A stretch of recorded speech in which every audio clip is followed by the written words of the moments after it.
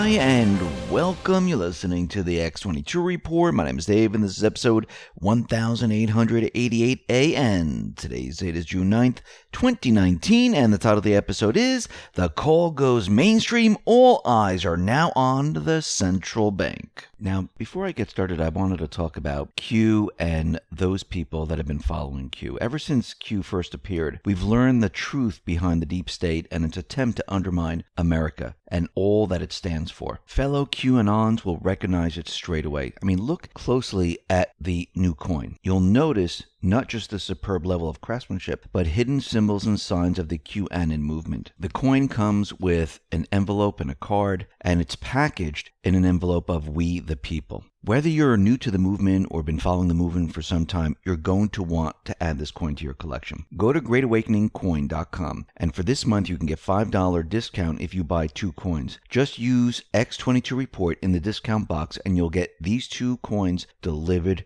to your doorstep. And as Q always says, where we go one, we go all. Let's get into the economic collapse financial news.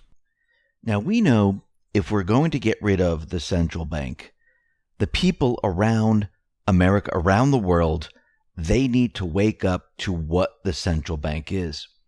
And this is not going to be an easy task because many of the people, they have no clue what the central bank is, what it does, and that it's not part of the government. Many people think it's part of the entire system, and it was supposed to be this way. And the push is going to be to wake up the American people. And this is why Trump has been out there from the beginning, pointing the finger at the Fed, making everyone aware of what the Fed is and what it does, and how it can control the markets, the economy, if they do something to the interest rates, or they stop stimulus, or they push stimulus, or whatever they do. Now, that is the beginning phase, just to get people to talk about the Fed and why are they doing this and how they can bring the economy down or make the economy look better. The next phase, we're going to see articles in small town papers talking about the Fed, talking about how they have too much control. And the mainstream media, they're going to try to step back and step away from this and try to fight this. But eventually what's going to happen is that it's going to get out to the public, and we're already starting to see this happen. And this has to happen now so we can move into the other phases, and we'll be talking about that in just a moment. But first, I wanted to talk about the central bank economy. And we know that there's 2 different economies happening at the same time. And we know that we've been in the central bank economy since 1913, the 40s. It changed, the 70s. They just went ahead and they completely controlled the entire system through fiat currency. And their system right now is falling apart. Their system is imploding. And as their system implodes over time, you can see how they had to create certain avenues where people were able to still survive. Because if they didn't do this and everyone just relied on the dollar to survive, guess what? Everyone would be looking at the Fed right now saying, I can't even make it. I can't even pay my bills. I can't do anything with this dollar. So what did they do? They created credit. And they allowed people to have credit cards, to borrow money, and this is what they love. They love people borrowing money where they could most likely never pay back. And they allowed them to make payments on this money, and they allowed the banks to charge interest rates from anywhere from 8 all the way up to 30%? I mean, this is loan sharking, really. But they needed to do this. Why? Because think about it. If there was no credit, you didn't have a credit card, you couldn't take out an auto loan, there were no mortgages, and you just relied on the dollar today, the money that you have in your bank, the money that you receive in your check, the money that you receive from government. Think about it today. Think about everything that you pay for. Would you be able to survive? Would you be able to go to the store and purchase what you're purchasing today? Would you have the automobile that you have today? Now remember, This is a central bank system. The central bank system, their system is designed for the currency to decline over time. It loses value over time. So if you stripped all this away in a central bank economy, would you have the lifestyle you have today? You wouldn't. You would notice that there's something wrong. But if you brainwash the public into thinking that credit is good, that having a credit card is fantastic, that purchasing a car with a lease or financing is a good thing, having a mortgage of 30, maybe 40 years is a great thing, people don't notice. People don't realize that there's a problem. You can mask it. And this is what the central bank has done. Look at how much debt the everyday person has. The Fed just reported that in April, things went back to normal. Total consumer credit jumped by $17.5 billion, more than $13 billion expected, and the most since November, $21.7 billion. Why? Because there was a surge in credit card debt. And people, once again, they're finding it very difficult to survive. Now, we need to remember, the central bank system, this is what people are experiencing now. Trump, when he talks about bringing jobs back, bringing manufacturing back, deregulating, having tariffs on other countries, reworking the trade deal, he's working on a separate economy for the people. Meanwhile, he needs to keep this economic system alive, the central bank economic system, using all the manipulation they've done in the past.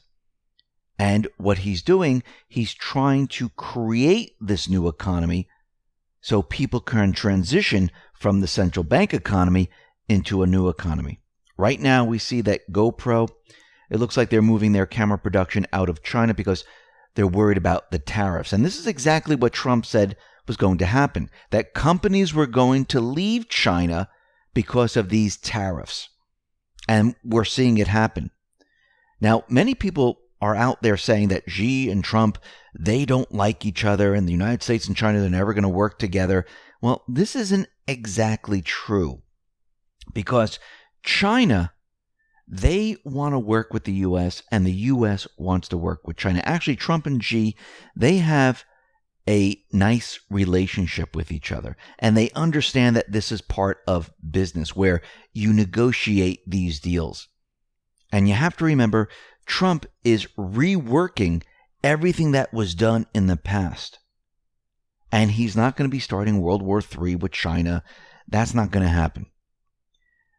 On Friday, President Xi of China called President Trump his friend. It was reported.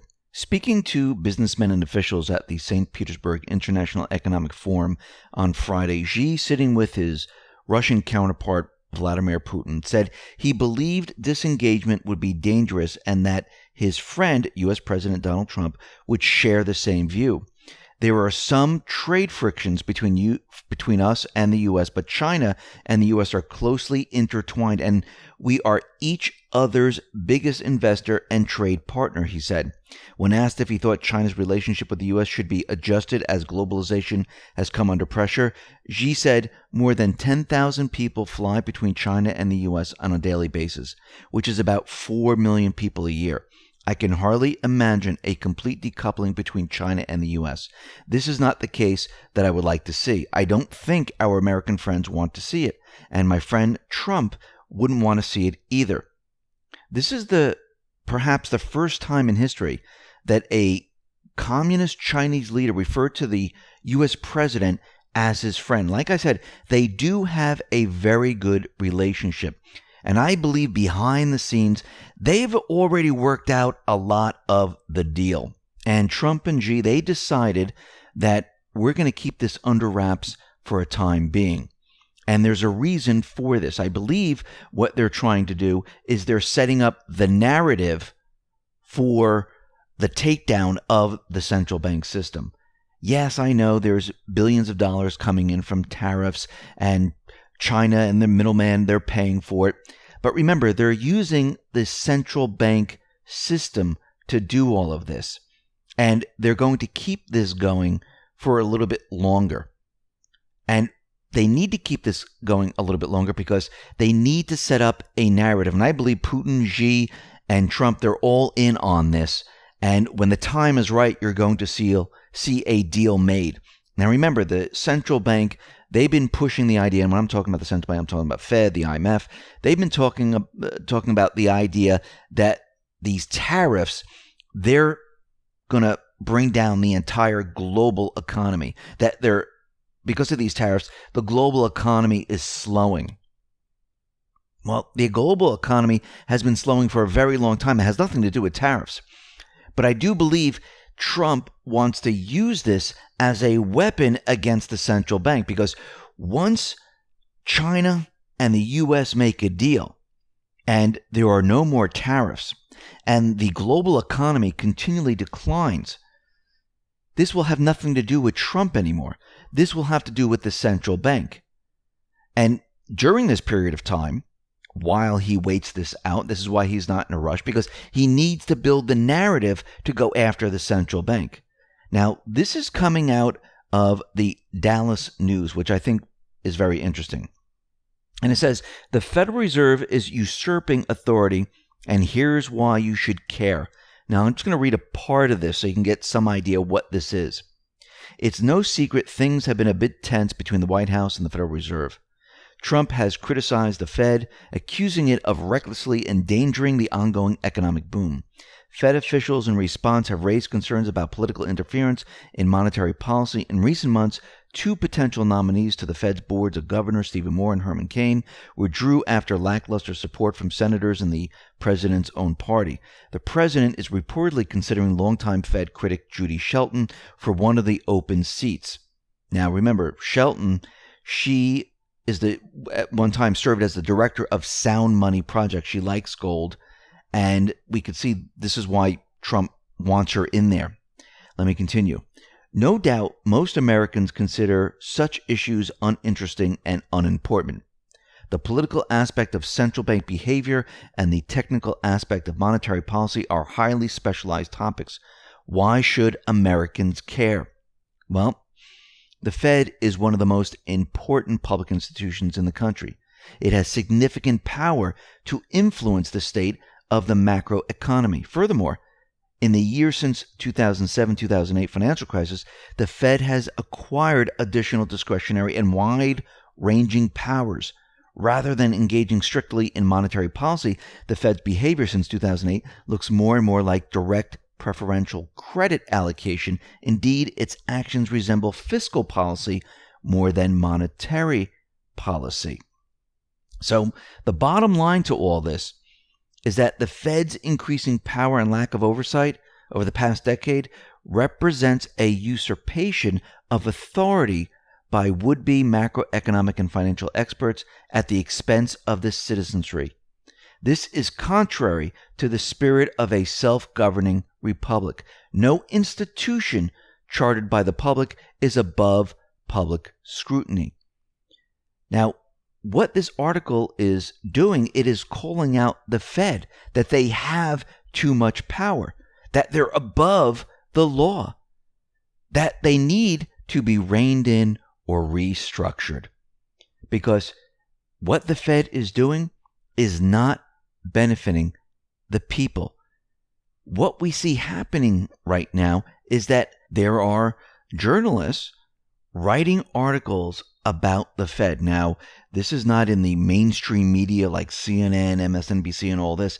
This is in smaller town newspapers where they're writing about this. This needs to happen because people need to start hearing about this. Let me just read the last line of this. It matters greatly to ordinary citizens how the Fed behaves and whether it's held accountable. It is not a matter of macroeconomic expertise. It is a matter of self-governance itself. This is just the beginning. This is what Trump and the Patriots wanted to happen. They want eyes on the central bank, and it has just begun. This is going to continue on. and more eyes are going to be on the Fed, on the IMF, on the ECB. And once nations start to move away from the central bank system, and they start to do very well, maybe like the UK, Italy, or any other nation, other nations are going to look at this and say, whoa, that's odd. Why are they doing a lot better without the central bank telling them what to do? And this is going to spread around the world. And I believe that China, Russia, and the US, and many other countries, they're pivoting and preparing to make the switch. And this is why I think that Xi and Trump, they have put off the China trade deals until they absolutely need to say, okay, we've made the deal, there are no more tariffs, and the world is still slowing. And I think this is going to happen a lot sooner than people think. Get ready. We're preparing for a major transition away from the central bank system. Listen, everyone, thanks a lot for listening. Be well, be safe, and especially be prepared. Thanks a lot.